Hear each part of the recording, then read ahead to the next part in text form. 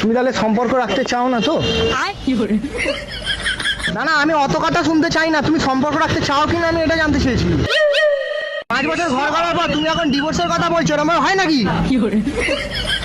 আমি অত কথা ছেড়ে দাও, বুঝে গেছি। আমার কষ্টটা তোমাকে বুঝতে হবে না, ছেড়ে দাও। আমি এই জন্য চেল্লাচ্ছি। আমি ডিভোর্সে সাইন করে দেবো, একমত, ঠিক আছে? ছেড়ে দাও, আমার বিষ কেনা হয়ে গেছে, রাখো। রাখো, আমি বিষ খেয়ে নিচ্ছি।